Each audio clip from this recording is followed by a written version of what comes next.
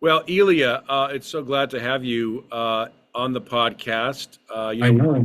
We're doing a special series of podcasts with those who were involved in making the Reagan movie, and so thanks for coming in. My pleasure. Thank you for Well, having me.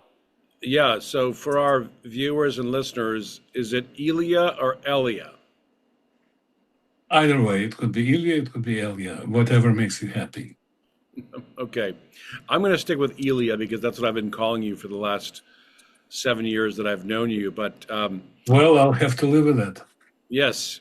Well, it was obviously a great experience we had with you. I hope you had a great experience as well. But I'd love to have our listeners and our viewers know more about you. Many of them know you from Spider-Man and so many great roles you've played.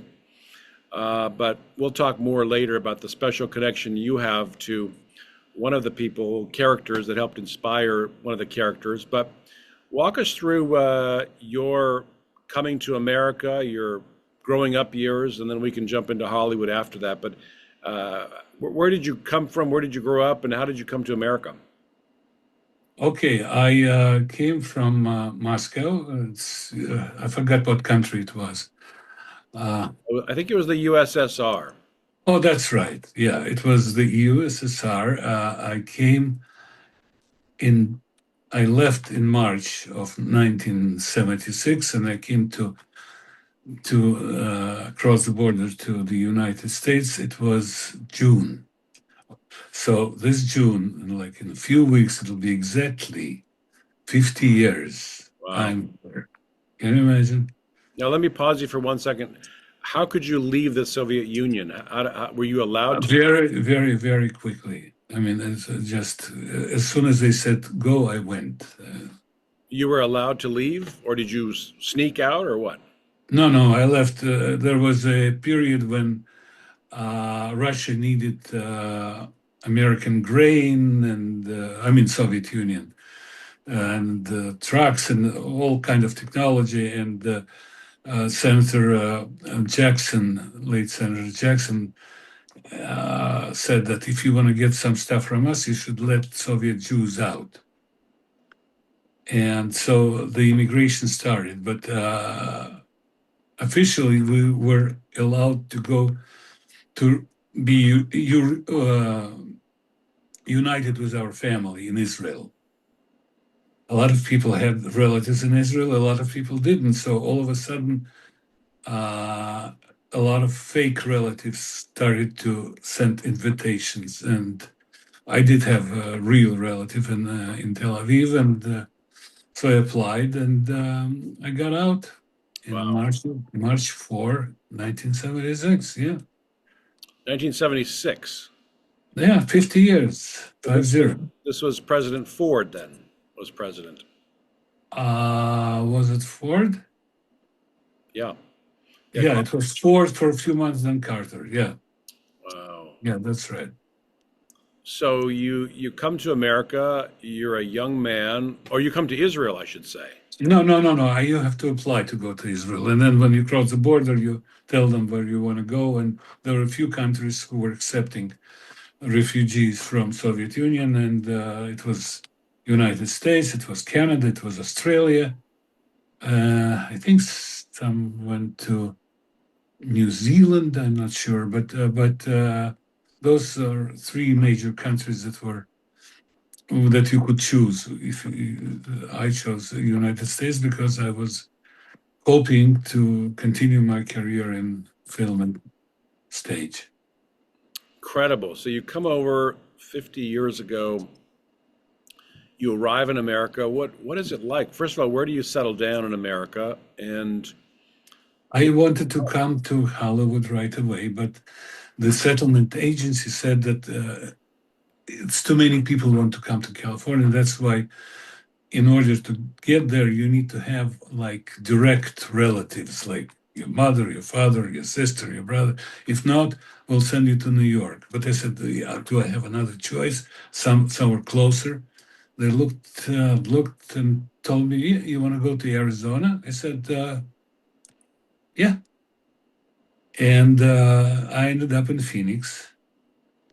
stayed there for about 6 months, working in Arizona Biltmore Hotel.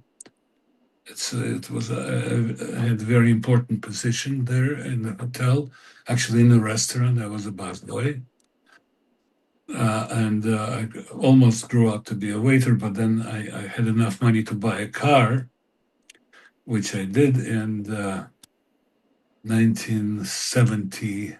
Oldsmobile Delta 88. I was so happy with this car because it was bigger car than Brezhnev's. I was waking up at night and I had a window that I could look at the parking space just to see that it wasn't stolen. Nobody stole it. It was too big to be stolen. And yeah, so I came to California. I think it was December, late November or December of '76. What were your first impressions of America? My first impressions were that because before coming from the Soviet Union, I spent 6 months in Italy. So I wasn't shocked by abundance of things, like in the film that I did, Moscow on the Hudson, when Robin Williams just faints in front. But because the circus went directly from Moscow to the United States, so I didn't have this shock. But what I was shocked with living in Phoenix then, how wonderful people were and how I was treated I mean, it was just unbelievable, and how people lived their lives. I mean, nobody locked their doors, and it was, be honest, I thought that's a paradise. The only thing that I didn't like it was nothing I could do. It was the Arizona heat in summertime. It was like something that actually you get used to it after a while, but I didn't have time to. Wow. I just spoke at the Biltmore like twice in the last year, so I know exactly where you got your start. That's so cool. Yeah, yeah, yeah, So yeah. I'm the very proud of it. one thing you couldn't change was the heat. I didn't have any connections in Vatican, so I mean, and I didn't know anybody who had, so I had just to leave to California where it was a little cooler. Right. Now, I'm just thinking back to when you wrote an op-ed for Fox News about your experience in coming over here.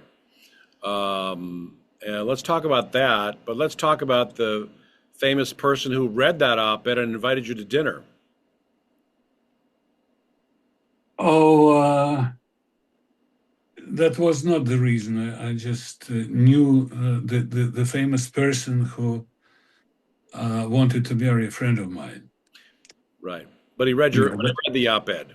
he did, but that was, I think, after the dinner. I see. We're talking about Rupert Murdoch, of course, of Fox News. Yes.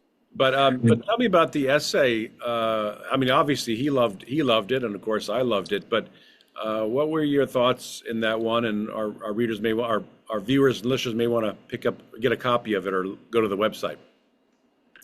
No, I was talking about how since I came here from a totally different dimension, like from outer space, and how I took it in, everything that was new in my life, and I was actually not complaining, it's the wrong word. I was noticing how things started to deteriorate with every year.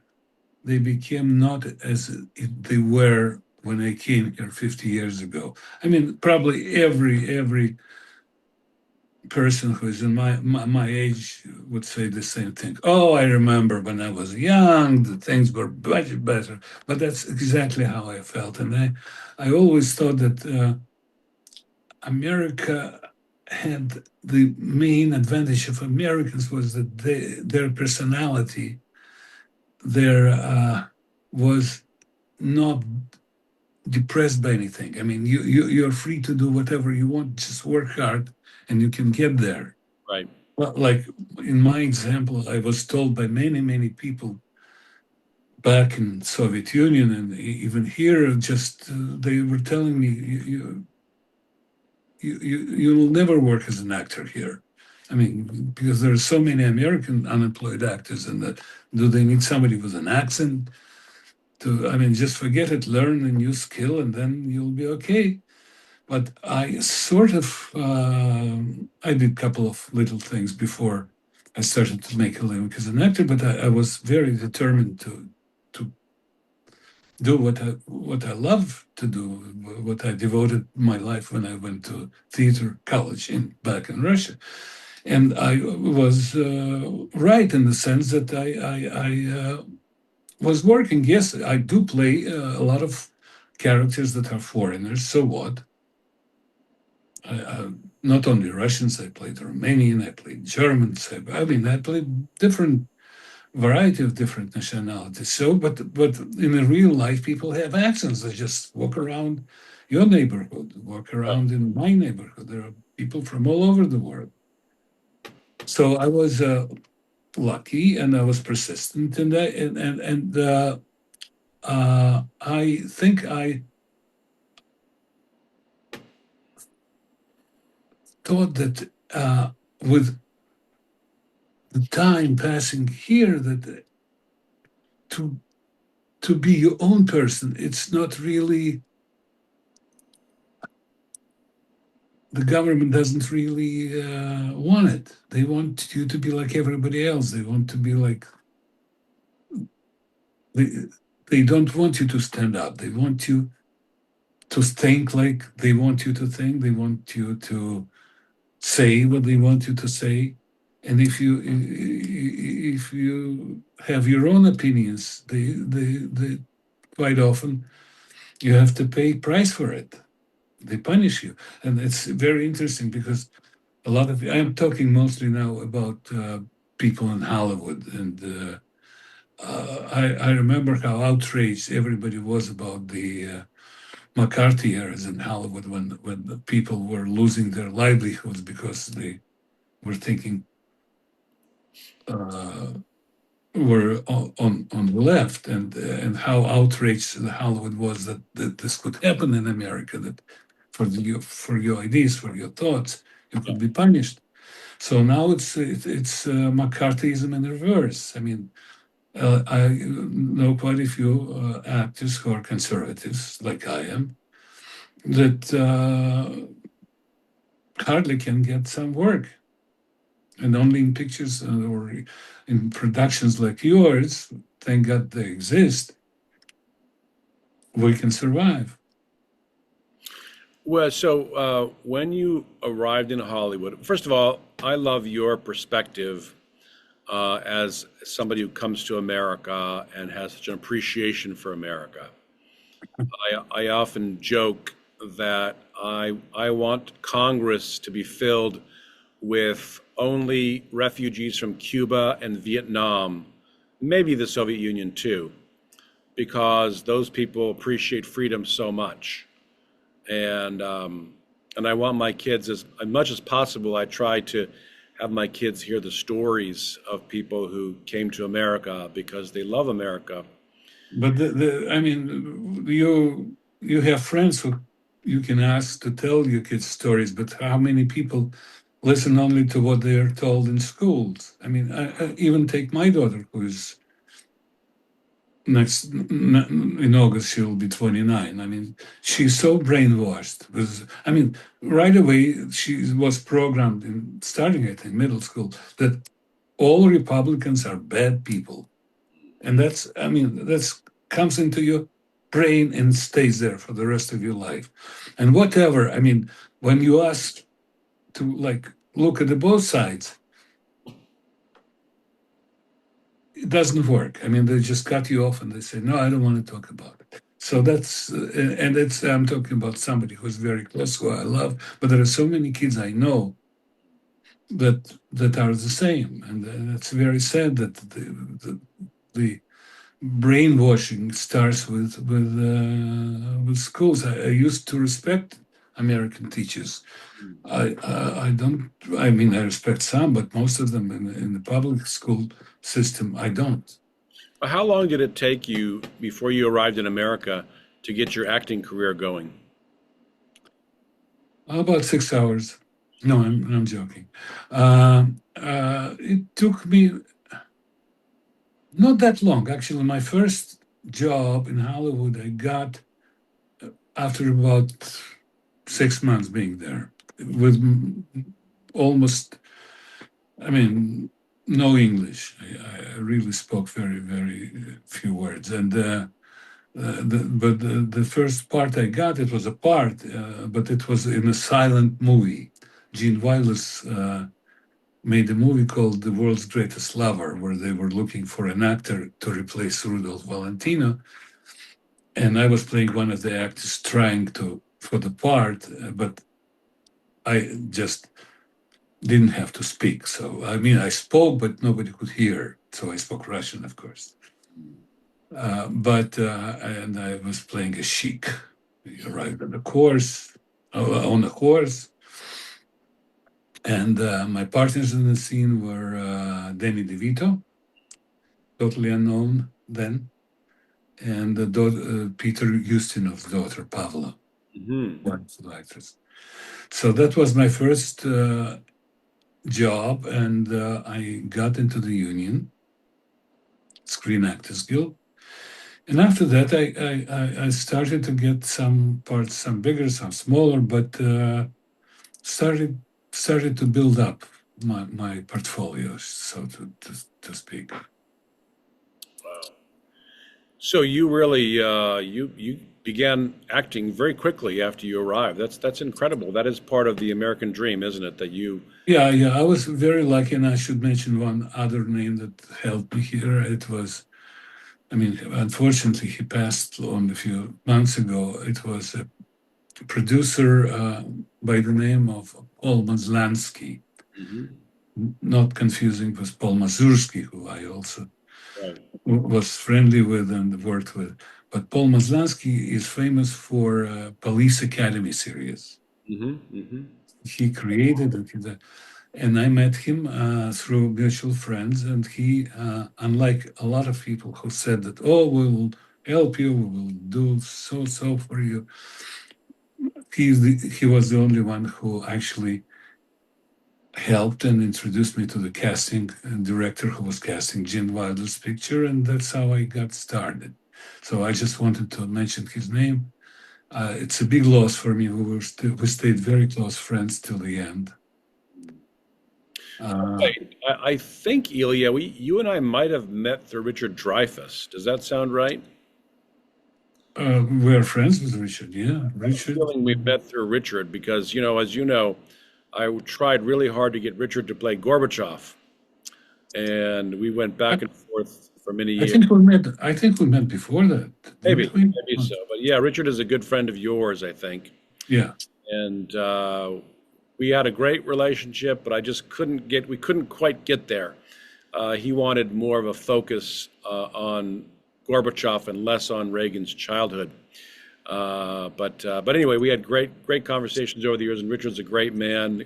So you have now. You should do another movie where about Gorbachev. Yeah, well, I think Yes. Richard wanted more of a focus on Reagan and Gorbachev, like the entire movie. No, no. I'm talking about you making a new movie Okay, next one. Okay, next one. but Richard's obviously a great talent and loves America, loves the Constitution, and we almost got there, but not quite. But of course, we had great folks that stepped in on some of those roles. Oleg Krupa stepped in on that one. Oleg is a great actor, Great actor. good friend. Yeah. Yeah, but I think Richard and I went back and forth for like 6 or 7 years, trying to get to the finish line, but almost got there. But anyway, glad you were with us. Um, Before we get too far ahead, what was your? I mean, I think of Spider-Man as one of your breakout roles, but what were some of your roles that you really felt kind of catapulted you into Hollywood?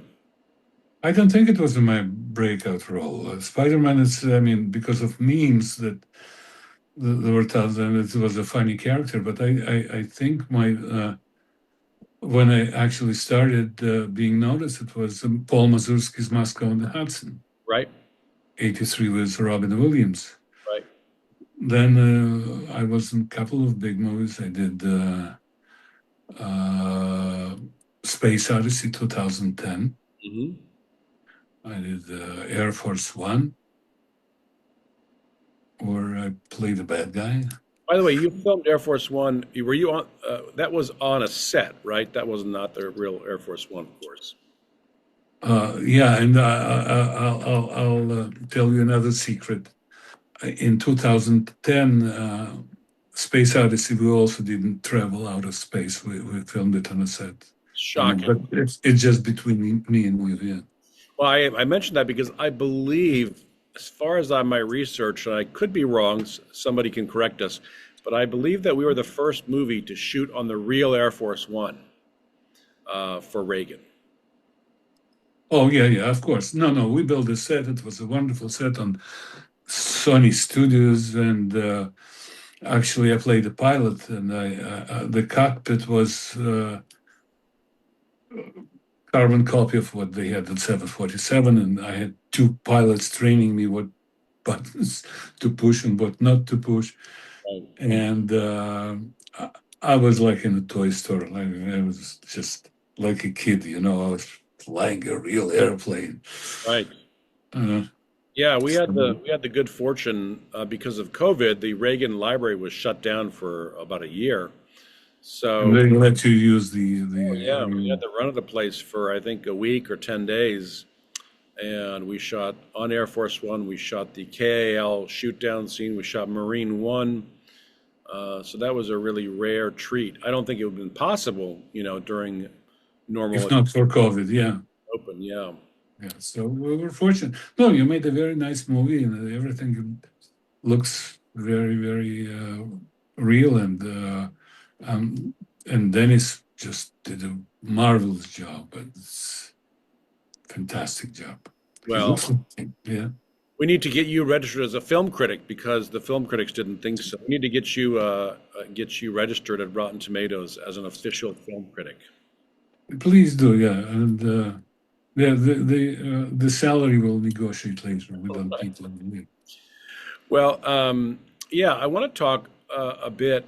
I mean, incredibly, serendipity or God or whatever your beliefs are brought you to us because one of the one of the characters that we had based, I don't want to say based, but one of the characters that inspired me was Bezmenov, Yuri Bezmenov.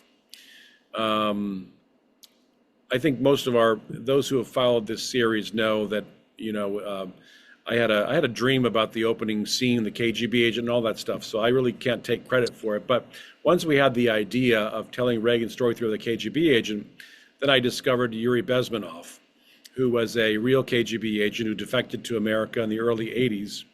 And Yeah, so, they call it influencer. right, He wasn't spying. He was just trying.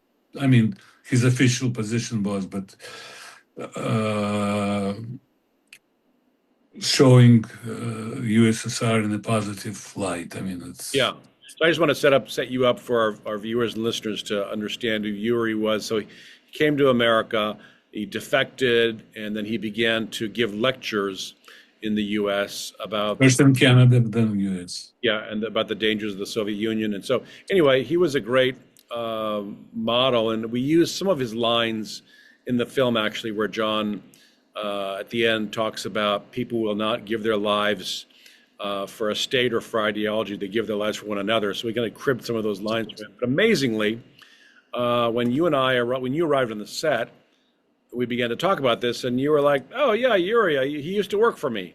So I mean, that's incredible.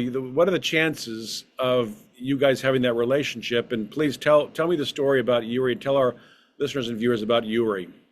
It's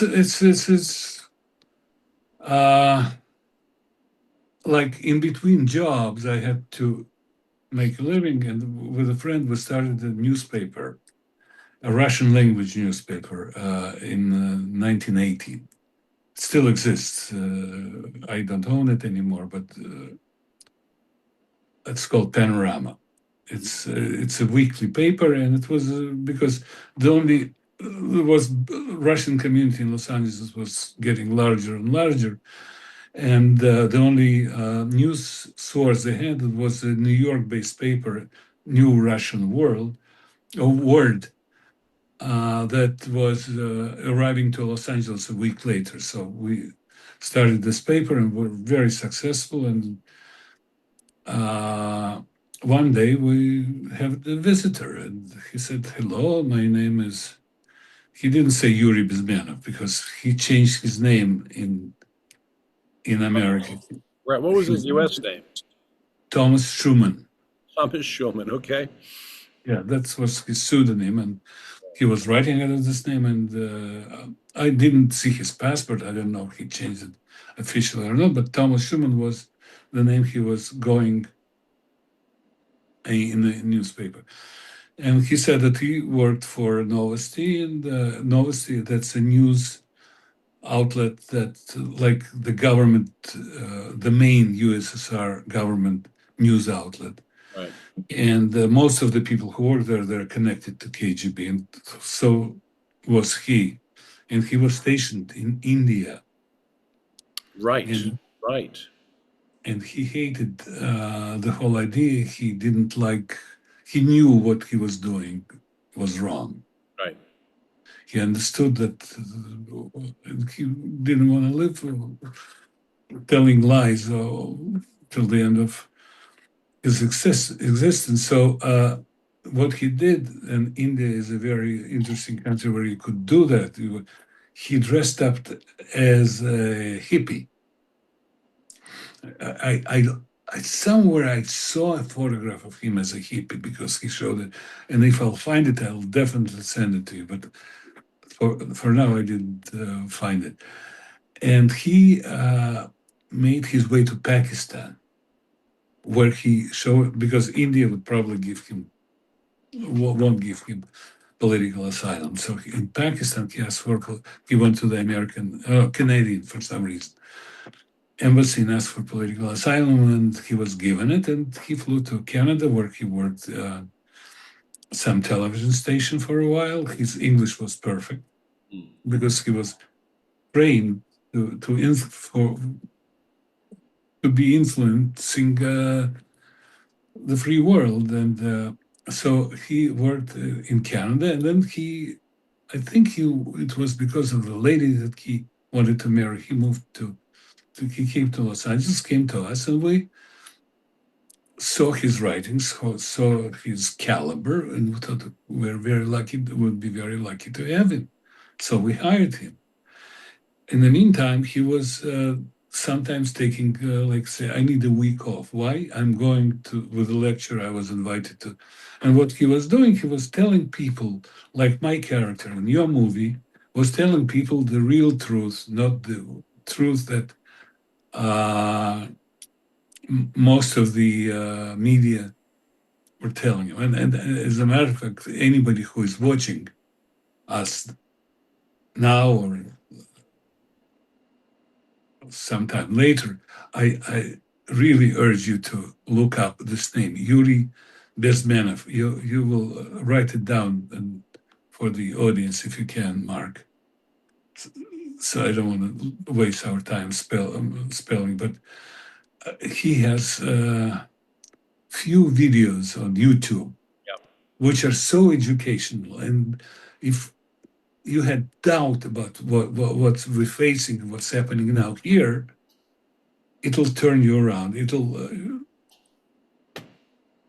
make you rethink what you Right. thought before. Yeah. Yeah. So he writes for you basically, and again, just to set up for our audience, he would. Isn't it funny that the character you played is kind of a Yuri Bezmenov type character, only 70 years earlier? Right. Right. Yeah. That's why I knew what I was happy to play it. I really liked the part. I You just didn't like it because you cut one scene off, but well, out. well, we're going to make we're talking very seriously about creating a mini series out of it, and so if we do that, we're going to put all that great footage of you we shot of you in the church with young Ronald Reagan and great conversations that we had. Trust me, it was so painful to have to cut so many great childhood scenes, especially. Yeah, I know the reason. So you don't, yeah. Yeah, you know what that's like. We call it killing our children. Some of our favorite scenes. But yeah, what a great irony that you're playing a character B. Kertchman, who traveled around, and what a difficult life that must have been. He must have just gotten his car and traveling across America, giving these lectures at churches and different places. And You're talking about my character or yeah, Thomas Schumann? your character My Kertchman. character, yeah. I think Because Thomas was taking flights and he no. didn't do it. Yeah. And here he is traveling around the Midwest, and he doesn't realize that he's probably speaking to a future president of the United States. Which, Who was about 17 years old at the time, and incredible that he played such a role. And we gave your character. Reagan would often later say, freedom is only one generation away from extinction. We kind of gave those words to your character, as if Reagan might have heard about it from your character. sure. But such an interesting case of art imitating life, life imitating art, and the fact that you knew each other, and just also the fact that you experienced the Soviet Union and you experienced not having freedom. What a perfect role for you. I didn't even realize at the time what a perfect person to play that role. Yeah, and to finish up with Yuri, unfortunately, he passed away. I think it was 90 or 91, or he was an alcoholic. Mhm. And sometimes he would disappear for a few days, and we knew what it was. And then he'll come back, work for a few months, and nothing happens, and then again he will go. Because I don't think it's treatable. I mean, not not to all of people. I mean, a lot of people they stay forever, and so he passed away quite young. He was 53, I think. Mm. Wow. But what a legacy he leaves behind, and certainly his videos were very inspirational. I think because he gave us a window into the Soviet thinking. And I was particularly moved by his comments about, well, I don't think he was a very religious man, right? Personally. Nobody knows. I don't know. Yeah. I think you told me at one point that he was not terribly religious. But in any event, the He fact, didn't show religiosity, but like I'm a religious man, but I don't follow all the rituals. But inside, right. I believe in God, and I'm My point was that even though he may not have been outwardly religious, he still believed that the way to defeat tyranny and communism is through faith and not through missiles. And but it's the power of the human spirit and the power of faith.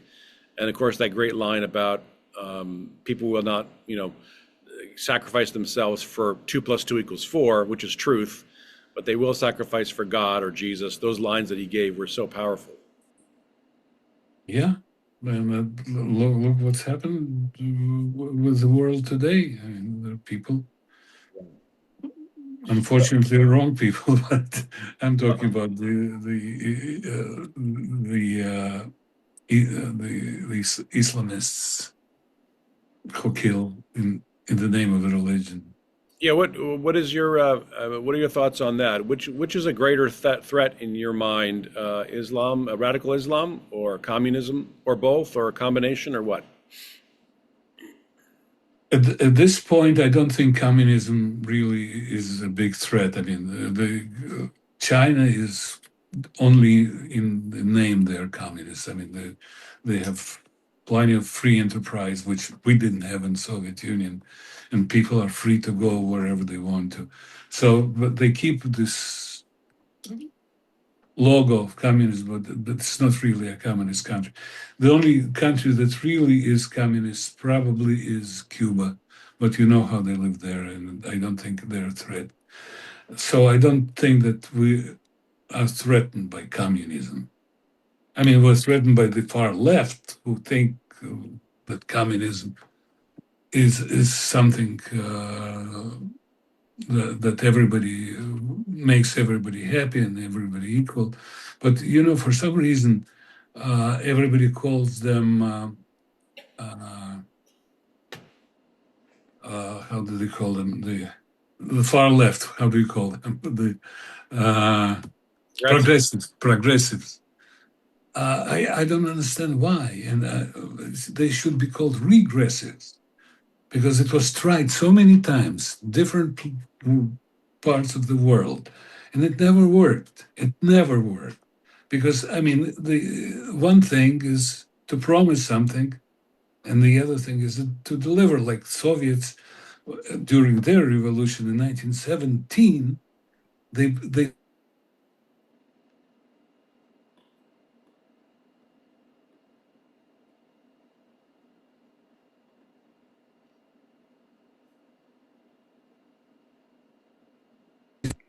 I'm sorry. I Hello.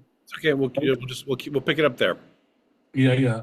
So night. Oh, lost you again. What do you think that is? Yeah. What do you think that is, Ilya? It's my daughter calling. I will call her back. Okay, I should have told her not to call, but I forgot. no problem. So With 1917. yeah, tell me how long, much longer? So we've got about 25 minutes.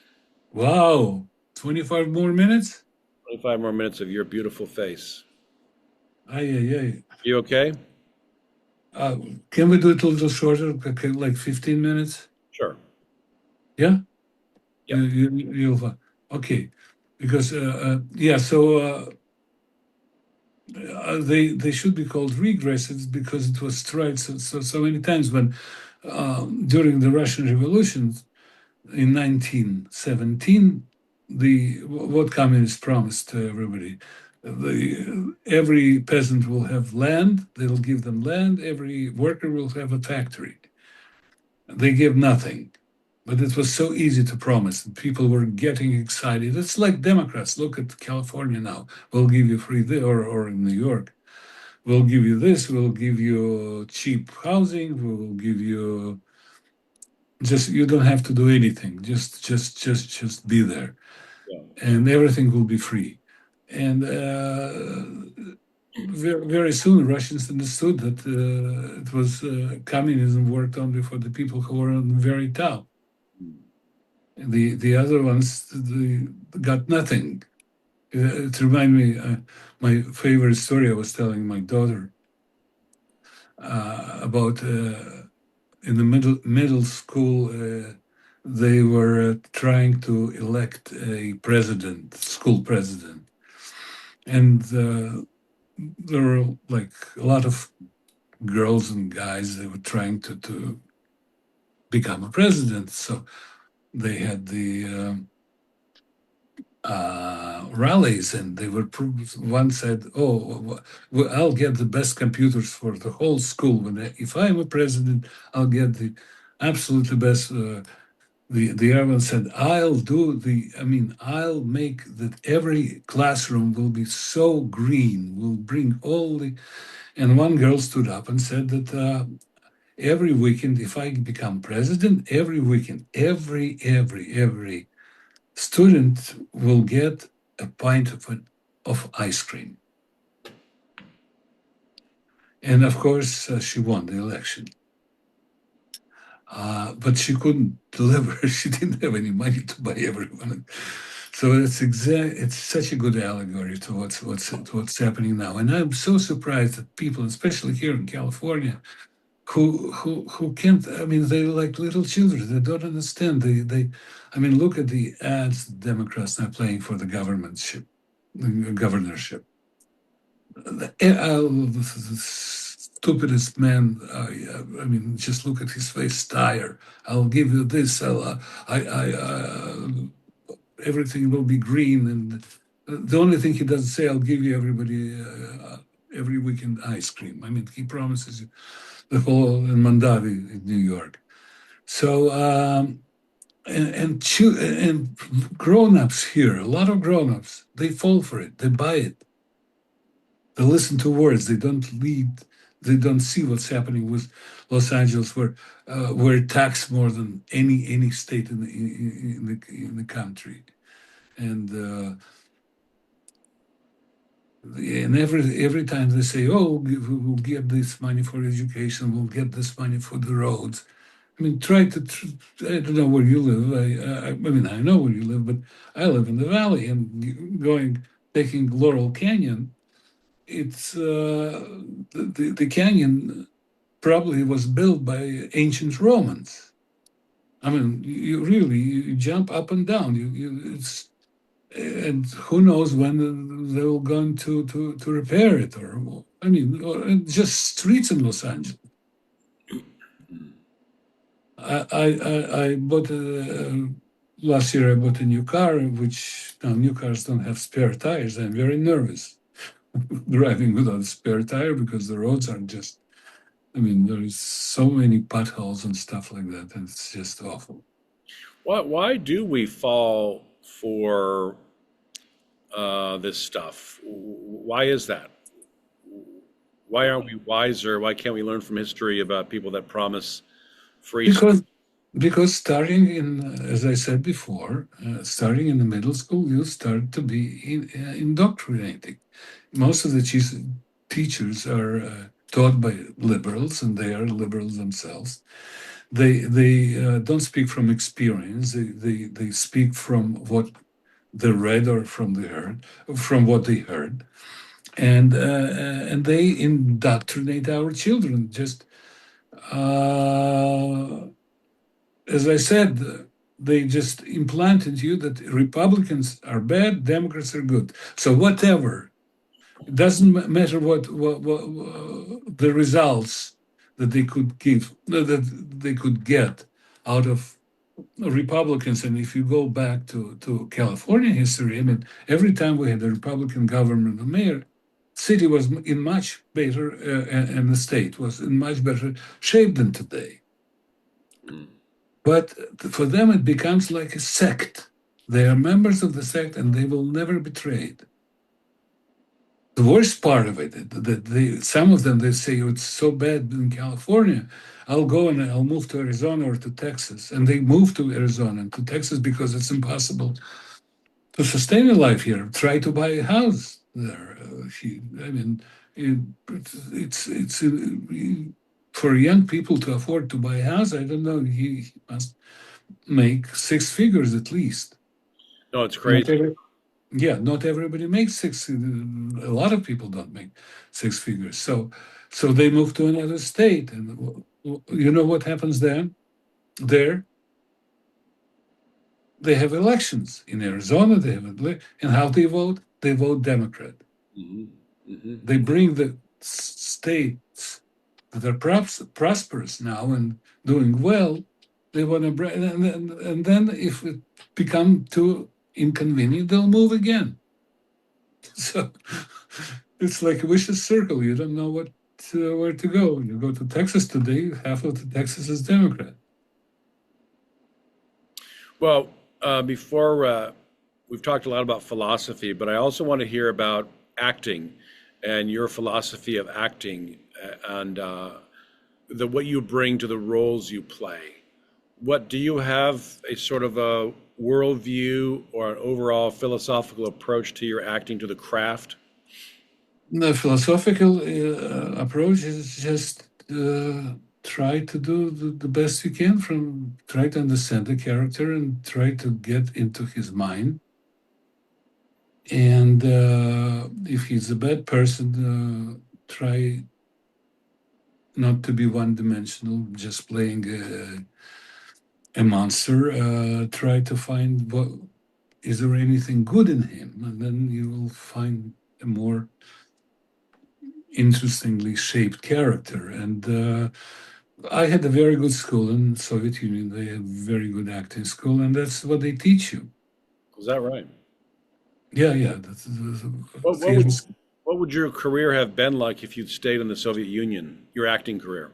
It's hard to tell. Probably I'll be, You see, the thing is that only after the fall of the Soviet Union, it became the acting world in Russia now became a little bit similar to what we have now. We have agents, we have casting directors. In the Soviet Union, where before the fall,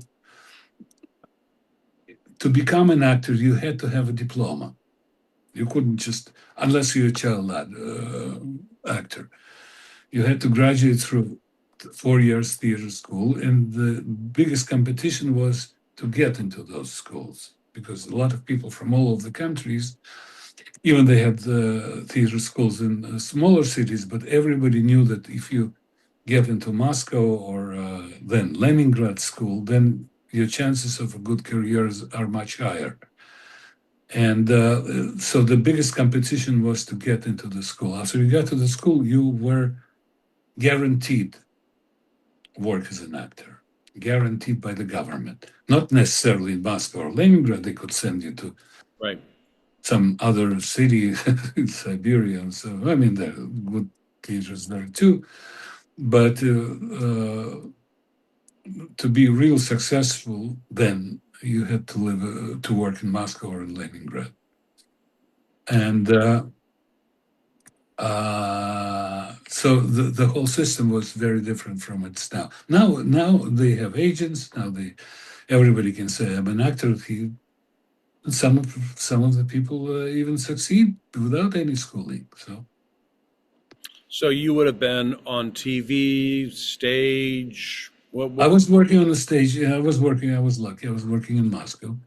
It was a government stage company. It was a rep company. I mean, we one evening we would have one play, the other in the morning we would rehearse another one, in the evening we would have another play. So we'll have like 7 or 8 plays in our repertoire, and salary was not very good, but you had the opportunities to get some work on the radio and television. It will supplement your income. And if you're a star, of course, if you're in the band, you have more chances to earn more. And would you have to be a communist to advance in the acting world at that time? Yes and no, not really. No, I mean it's. I was never a communist, and there were many actors who were communists.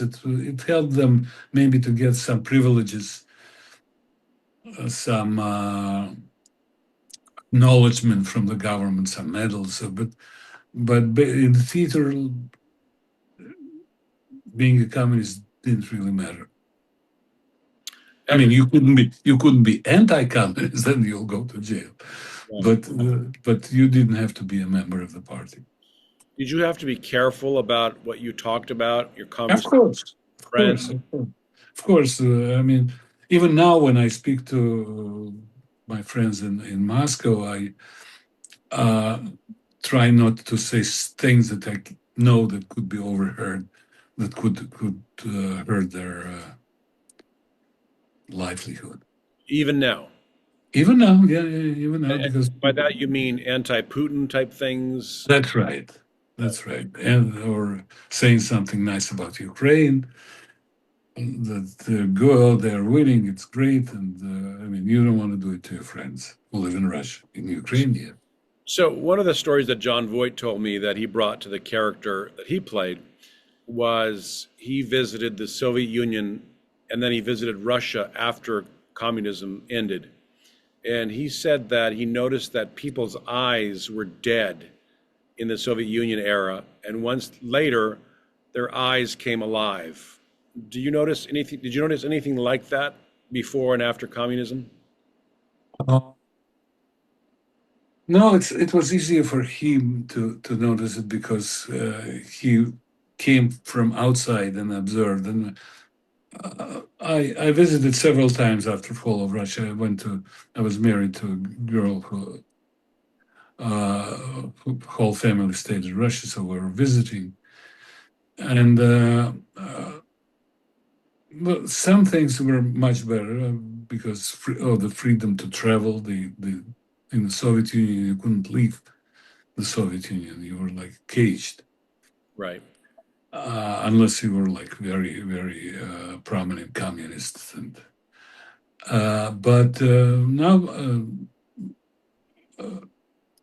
it was very difficult to get nice clothes, nice good food. Now it's all in abundance. I mean, you can dress in whatever your taste is. I mean, everything is available, and the same thing with food. A lot of food and good food, less chemicals than in Los Angeles supermarket. But on the other hand, I mean, they're still getting arrested for saying the wrong things or posting the wrong things on the internet. And I mean, they're slowly moving. All of a sudden, they renamed one of the KGB schools on the name of the people who founded KGB, Felix Dzerzhinsky. When there was an uprising in Russia, and the first thing they did, they pulled his statue out of the square where the KGB was. And now they're going back to this character. They praising Stalin again. He was a great, they say, some of them, they say that he was a great organizer. He was really, I mean, he was a pathetic killer and murderer. Wow. Well, as we wrap this up, two things.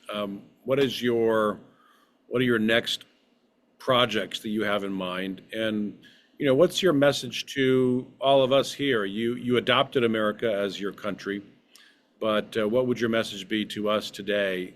What did Reagan say that freedom is one?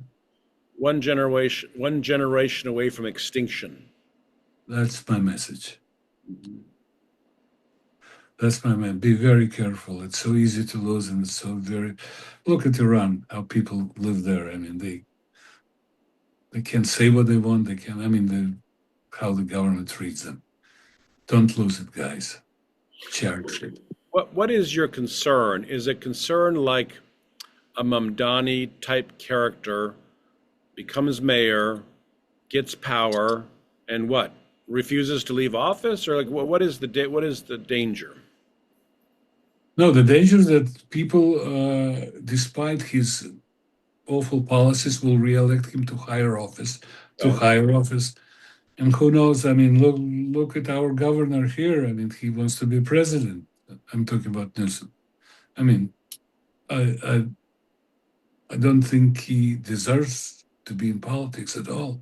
but Look eventually what he did. they leave office eventually, so there'll be somebody that will replace them, right? I mean, are you concerned that if like Castro, where they refuse to leave, or what's the fear? No, the fear is that people. I mean, like in California, if they belong to the sect and they are so devoted to you can lose it. Lose what? Freedom. You can lose your freedom because people who are. I mean, look at all the things that were when I came in '76. Everybody was allowed to do whatever they wanted to Free speech and all that. free speech, to buy a house without like so many restrictions that you cannot have this, you cannot because you cannot have plenty of water in California because it's cheaper to build a pipeline from Oregon than build this nonsense railway Got it. from nowhere to nowhere So that your nobody fear is wants. government encroaching on people's lives and becoming too Absolutely, powerful. absolutely, But absolutely. but then in America, you can just go to a different state then, right? So But we were talking about that before. The people who create this mess here, they move to another state, but they continue to be members of the same sect. right. They vote the same, and that's what's happening now. You can see it with your own eyes. Well, you have a very valuable voice to us to listen to carefully, and to give us the warning signs when we're veering too far away from. So Yeah, thank listen to Yuri Bezmenov, and I would ask you to put his name Yuri for Bezmenov, B.E. yeah. Kertchman, who you played, and then of No, course no, no. I just want people to look him up on eBay, on YouTube. YouTube, Yeah. on YouTube, and just they really will understand things that they look at now one way. They will see how ingenious were the KGB in planting their seeds into Western societies, Right. and they didn't care about time. Some of their plans would work like in 20, 30 years, a few decades. But that's very important for the people who are listening. And I mean, I don't know, probably, and are not bored with our conversation to take a look at Yuri's videos. Well, well, and also take a look at your movies. So go to Elia's IMDb page, look up his movies, and watch them tonight. Ilya, thank you Thank you. for your contribution to the movie and also to this broadcast. And glad that our listeners and viewers can hear your point of view and think about some of the things you've said. Thank you. And thank you, Mark, for having me. Bye Well, bye.